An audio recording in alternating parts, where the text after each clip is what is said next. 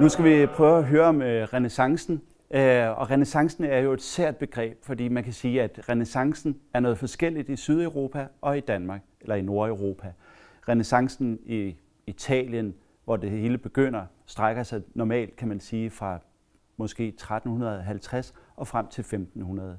I Danmark, der taler vi faktisk ofte om, at renæssancen starter i 1536 og strækker sig frem til 1650. To forskellige perioder, men selvfølgelig bliver vi nødt til at vende os til det sted, hvor det hele begynder, nemlig Norditalien. Og måske er det fineste sted, man kan starte, er måske ved det billede her af Rafael, som jeg har i baggrunden. Skolen i Athen. Et maleri, der er blevet lavet til paven i hans private arbejdsværelse. Det hænger lige over hovedet på ham, der hvor paven sidder og udfærdiger sine dokumenter.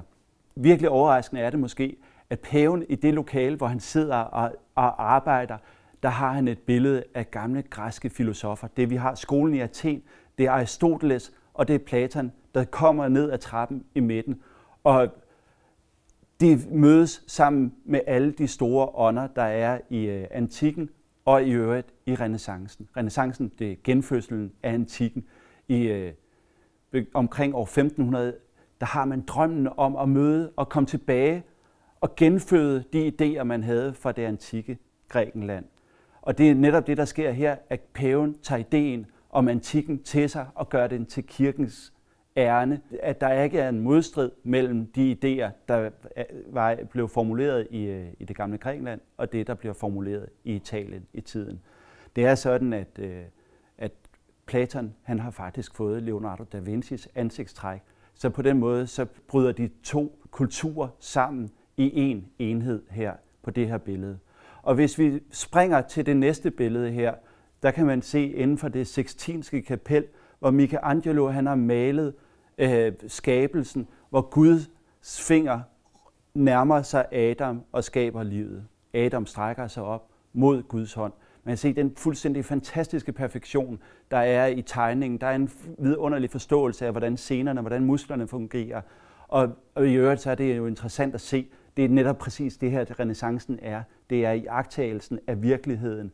Det er studiet af, hvordan er det mennesket ser ud. Og det her Michelangelo fortæller lige præcis i denne her del af det her store maleri, det er, at Gud skabte mennesket i sit eget billede.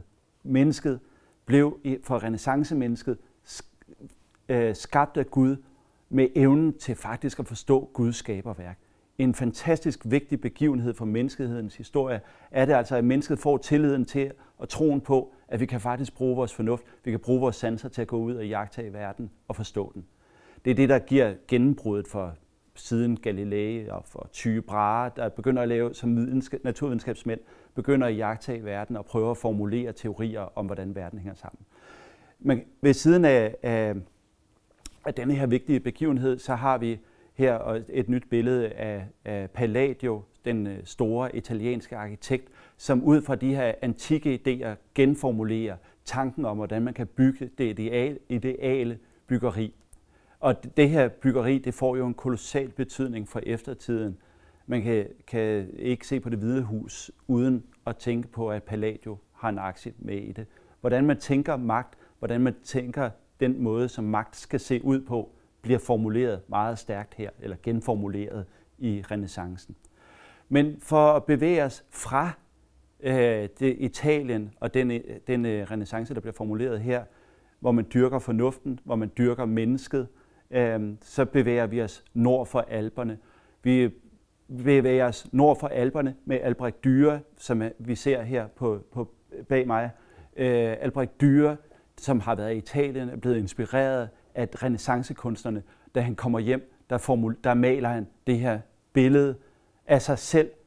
Han laver et selvportræt, hvor han faktisk signerer billedet. For første gang i historien har vi et selvportræt. Det her maleren begynder at se på sig selv og bruger sig selv som objekt og tænker, jeg er anderledes end de andre. Dermed så bliver individet født. Og det er kunsten. Kunstneren bliver kunstner. Det er en rigtig, rigtig vigtig begivenhed, før at kunstner, eller den, der skriver, måske ikke kunstner, men håndværker. Den, der maler, er ikke kunstner, men håndværker. Det, der sker, det er lige pludselig, at det moderne individ, det træder ind på scenen med Albrecht Dürers selvportræt. En vigtig begivenhed. Man ser det, da Montaigne senere skriver sit essay. Han opfinder essayet i Frankrig. Det er præcis den samme bevægelse, individet, der træder ind på scenen. Det interessante er, at da individet træder ind på scenen, så træder Luther også ind på scenen. Når man har sagt renæssancen, i hvert fald når man har sagt renæssance, og nord for Alperne, må man også nævne Luther. Han er nemlig den, der definerer reformationen, opgøret med den katolske kirke. Og måske er der en meget nøje sammenhæng mellem denne her idé om individet og reformationen. Det Luther han tænker, det er, at vi skal ikke overlade det til præsterne og definere vores forhold til Gud. I den katolske kirke har det været sådan, at man kunne skrifte, man kunne gå hen til præsten og få syndsforladelse. Man kunne betale aflad, hvis man havde lavet noget, som faktisk var syndigt, og på den måde kunne man sikre sig en lettere gang igennem skærsilden efter døden. Men for Luther, der bliver det helt anderledes. For Luther, han oversætter Bibelen til tysk for at sørge for, at almindelige mennesker, de kan læse teksterne på deres eget sprog, og på den måde, så kan de bruge deres egen fornuft til faktisk at forstå, hvordan de skal forholde sig til deres skaber. Men et fantastisk eksempel på, hvad Luther repræsenterer, kan man jo se på det her billede af Cranach. Man kan se, at det, der er det fantastiske ved det, det er i virkeligheden, at man kan se menigheden, man kan se Jesus, og man kan se præsten. I den katolske kirke, der vil Jesus jo have været med præsten i midten mellem menigheden og Gud, eller Jesus. Det, der sker i den katolske verden, eller i den protestantiske verden, det er, at Jesus bliver rykket tæt hen på menigheden.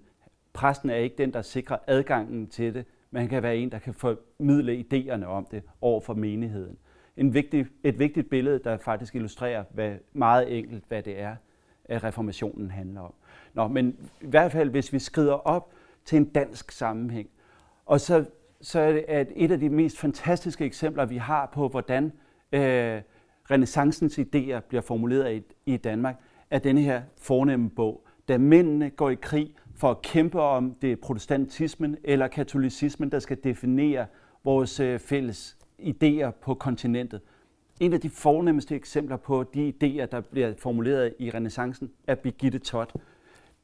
De kloge damer, der bliver tilbage, da mændene går i krig for at kæmpe om religionen.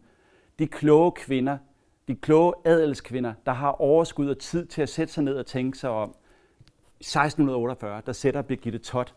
Det er det smukke kvindemenneske fra 1648. Det er smukke, stolte kvindemenneske. Hun sætter sig ned for at formulere nogle af de centrale idéer, der findes i renæssancen. Det hun gør, det er, at hun oversætter Senecas morallære til dansk. Altså Seneca, den store moralfilosof fra Romerriget, oversætter hun til dansk. Fra latin til dansk. Vi skal have det til stede i den dansk sammenhæng, så det bliver anvendeligt for os i dag.